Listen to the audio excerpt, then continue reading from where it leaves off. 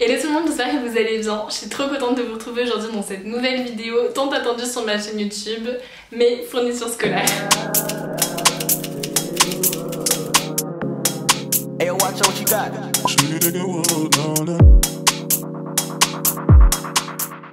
Vous l'avez sûrement remarqué, le décor change un petit peu d'habitude puisqu'en effet je suis pas dans ma chambre habituelle, je suis dans la chambre de mon nouvel appartement. Et je suis vraiment trop contente. D'ailleurs si vous n'avez pas suivi, je vous mets ma petite vidéo dans le petit i où je vous raconte tout mon emménagement dans ce nouvel appartement. Puisque en fait l'année prochaine j'entre en études supérieures. Et donc il fallait que je déménage pour me rapprocher du lieu dans lequel je vais étudier. Et donc justement, vu qu'on va parler des fournitures scolaires, je vais vous dire quelles études je fais si vous n'êtes pas encore au courant. Donc j'entre en prépa ECG qui vise au bout de 2 ans à passer les concours des écoles de commerce. C'est une formation encore assez généraliste avec des matières générales telles que les maths, l'histoire géopolitique, le français et la philosophie, donc ça s'appelle en fait la culture générale en prépa. Et enfin les langues, donc moi j'aurai anglais et allemand. Et donc on dit souvent de la prépa que c'est la continuité du lycée en un petit peu plus poussé, un peu plus compliqué. L'organisation que je vais adopter l'année prochaine, j'ai fait comme vous actuellement, c'est-à-dire que j'ai regardé plein de vidéos YouTube sur les fournitures scolaires en entrée en prépa, l'organisation, etc., comment ça se passe. Et j'ai mixé ça avec ce que moi je faisais un petit peu au lycée. Donc je vais essayer de m'organiser comme ça et je vais vous partager bien sûr ce que je compte faire. Donc là, j'ai un gros sac Emma avec plein de fournitures scolaires. Il n'y a pas que du Emma. Je vais commencer avec, d'après moi, l'outil indispensable pour bien s'organiser, l'agenda. Je vous en ai parlé justement dans ma dernière vidéo. Il s'agit de l'agenda Oxford Enemy. Bon, je vous laisse aller voir la vidéo pour avoir plus d'informations, mais en gros il y a des pages mensuelles, donc c'est à dire qu'on voit le mois en entier et ça c'est vraiment ce que j'adore pour mon organisation. Et également des pages hebdomadaires, donc on voit toute la semaine. Moi c'est comme ça que j'aime bien fonctionner. Depuis le lycée en fait je fonctionne comme ça, j'utilise plus d'agenda journalier parce que personnellement je trouve que c'est super pratique d'avoir toute la semaine. Mais Oxford propose également des agendas plus classiques du style journalier, donc avec une page par jour, tel que le EasyBook par exemple. Et la particularité c'est qu'on peut scanner les pages et les retrouver sur l'application Scribzy. Et ça répertorie directement les dates importantes dans le calendrier de l'application. Et ça, c'est bien pratique. Et maintenant je vais vous montrer un petit peu au niveau des cours. En fait je sais pas comment vous présenter ça, j'ai étalé toutes mes affaires, toutes mes fournitures. Déjà j'ai acheté 4 porte-vues de chez Emma. Et j'hésite encore au niveau de mon utilisation, mais je vais déjà un petit peu vous dire ce que je compte faire et puis on verra si je respecte ça. Alors déjà je sais que j'ai de l'informatique, donc j'aurai un porte-vue spécial pour l'informatique, pour mon cours. Et puis le reste, je vais un petit peu les utiliser plus pour mes fiches de révision je pense. Au lycée j'avais la spécialité AGGSP, donc c'est un petit peu ce qui correspond à ce que je vais avoir l'année prochaine. Donc en prépa ça s'appelle AGGMC. Donc en gros c'est histoire, géographie, géopolitique du monde contemporain, avec un petit peu d'économie aussi. Donc je sais que moi personnellement en AGGSP, donc au lycée, je faisais beaucoup mes fiches sur des grandes feuilles en fait. J'utilisais pas des fiches Bristol, j'utilisais des grandes feuilles et c'était plutôt des mind maps, donc des cartes mentales. Et donc je me dis que dans un porte-vue pour les classer ça peut être vraiment pas mal. Donc voilà, je pense que je les mettrai là-dedans. Et puis pourquoi pas faire la même chose avec l'anglais et l'allemand, avec le vocabulaire clé par thématique. Faire voilà, des grandes fiches avec du vocabulaire. J'ai regardé une vidéo de l'épicière. Elle disait que dans ses porte-vues, elle mettait ses cours de maths au lieu de les mettre dans un classeur. Pour l'instant, personnellement, j'ai acheté un classeur. Au lycée, c'est ce que je faisais. J'utilisais pour les maths un classeur où je mettais ma partie cours et ma partie exercice. Et pour bien séparer les deux, j'utilisais beaucoup de trombone en fait. Et cette année, je pense que je vais plutôt mettre dans mon classeur que ma partie cours et utiliser des cahiers pour mes exercices. Pareil pour la géopolitique, je compte utiliser un classeur. D'ailleurs mes 2 gros classeurs comme ça, je les ai achetés au Furet du Nord. Il y a plein de couleurs pastel, il y a aussi le orange, le vert d'eau et le lilas. Et je pense que pour la culture générale, donc le français et la philo, je vais aussi utiliser un gros classeur. Mais je vais utiliser un que j'ai déjà à la maison. Là je ne l'ai pas encore amené dans l'appart mais il faut que je le fasse. J'ai pris chez Emma plein d'intercalaires. J'ai pris des 6 et des 12. J'ai aussi pris 2 autres gros classeurs comme ça de chez Emma. Je vais en avoir des classeurs. Cela c'est pas pour les matières mais c'est pour stocker mes DS et mes cols parce qu'en fait en prépa on a ce qu'on appelle donc des devoirs surveillés. Personnellement j'en avais déjà au lycée tous les samedis donc ça va pas trop me changer, enfin j'ai un petit peu l'habitude.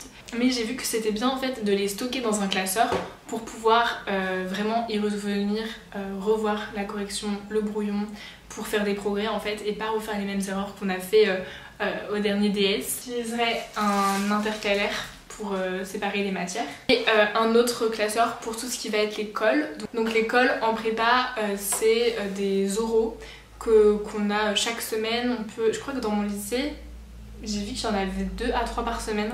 Je sais pas si j'ai rêvé ou pas mais je crois que c'est ça. Et donc par exemple pour les maths on nous donne un exercice à résoudre qu'on résout à notre place et ensuite on le présente au prof ou alors on le fait en live. En fait je sais pas trop comment ça se passe. On a un petit peu de temps pour réfléchir il me semble et ensuite on l'expose au professeur. Pareil en géopolitique par exemple on va avoir un thème et on doit faire une problématique, un plan et présenter en fait des choses. Pareil pour les langues, anglais, allemand et pour le français et la philo. Bref, pour toutes les matières en fait on a des entretiens, on a des exercices comme ça oraux. Et c'est bien aussi de stocker les brouillons, les sujets pour pouvoir progresser. Chez Emma, j'ai aussi acheté des petites étiquettes comme ça pour noter le nom des matières sur mes cahiers. Vive la vie en appartement! Sur mes cahiers et mes classeurs. Pour mes classeurs, j'ai aussi acheté des feuilles plastifiées, même si je vais essayer au plus possible de plutôt perforer mes feuilles. Parfois, si j'ai la flemme, bon, je mettrai là-dedans, ça sera plus rapide, même si c'est un petit peu moins écolo. J'ai aussi acheté beaucoup de petits cahiers de brouillon comme ça chez Emma. D'ailleurs, je vais ouvrir ça tout de suite. Ok, donc là j'ai vraiment la blinde de petits cahiers de brouillon. En fait, j'ai vu que ce qui était bien en prépa, c'est les carnets d'erreurs pour répertorier en fait toutes les erreurs que l'on peut faire. En fait, je suis en train de me dire qu'ils sont quand même très fins. Après, je peux faire un petit code couleur, genre tous les roses pâles, ça va être pour l'anglais et l'allemand, les violets pour les maths et les roses pour la géopo. Bon, je vais pas utiliser, je pense, tout ça pour mes carnets d'erreurs, hein. Je pense que 2 ça suffit par matière, comme ils sont assez fins. Mais bon, d'abord, je vais en faire un, on verra bien quand il sera rempli. Mais sinon, le reste, je compte les utiliser pour faire des exercices, pour m'entraîner, enfin pour apprendre du vocabulaire, enfin ouais, vous voyez des petits cahiers de brouillon quoi. Donc je vais aussi utiliser des cahiers et ça va être pour tout ce qui sera exercice en maths et anglais, allemand. Comme cahier je vais utiliser les EasyBook de chez Oxford qui sont vraiment sympas parce qu'ils ont une protection donc ça se cassera moins. Et puis pour le reste je pense que je vais utiliser des copies doubles. Ce que je vous ai pas dit c'est que j'utilise aussi un trieur. Donc comme ça je pourrais stocker mes cours dans mes gros classeurs. Au fait j'ai reçu pas mal de questions l'an passé sous ma vidéo organisation scolaire et tout par rapport au trieur et au classeur, comment s'organiser avec, parce que je sais qu'il y en a beaucoup qui redoutent un petit peu le trieur. Perso moi j'aime beaucoup et comme je vous disais voilà, pour bien être organisé il faut pas laisser les feuilles traîner trop longtemps dans votre classeur et à chaque fois que vous terminez un thème, un chapitre, et bien rangez-le dans votre classeur qui est stocké à la maison. Et bien sûr le classeur qui est à la maison, donc vos classeurs de stockage, vous les laissez à la maison, voilà, ça permet de stocker vos cours, mais vous n'allez pas prendre le gros machin comme ça dans votre sac, ce serait beaucoup trop lourd. Donc vraiment, il faut juste trouver un équilibre entre quand est-ce que je vide mon trieur.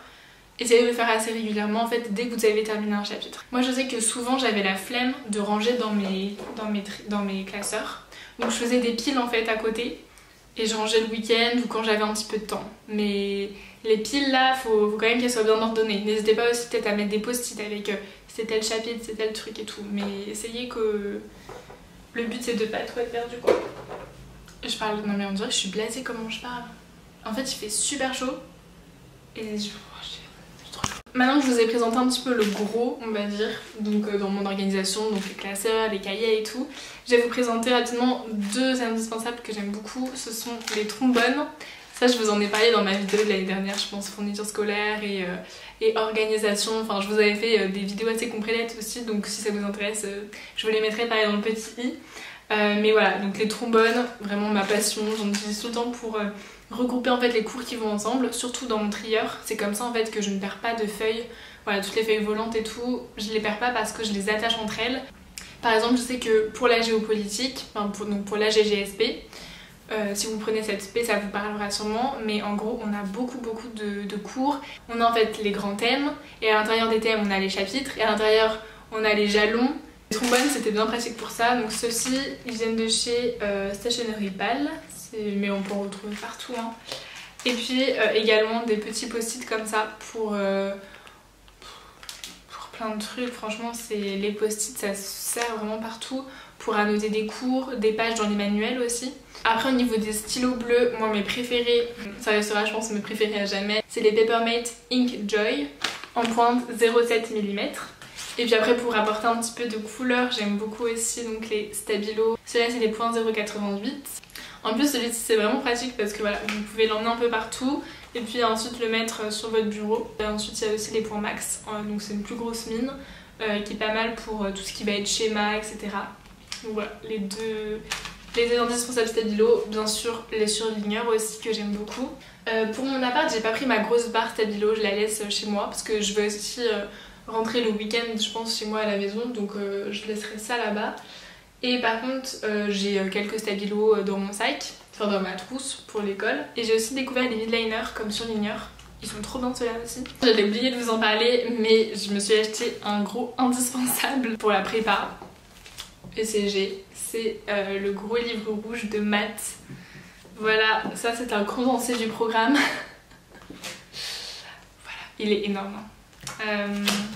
En gros c'est un livre de la collection Ellipse. On a des résumés de cours, les méthodes, et ensuite vraiment beaucoup d'exercices, des sujets de concours et les corrigés détaillés et commentés. Donc ça c'est vraiment cool. J'ai commencé un petit peu à le feuilleter pour voir à quoi j'allais m'attendre l'année prochaine. Et franchement c'est bien.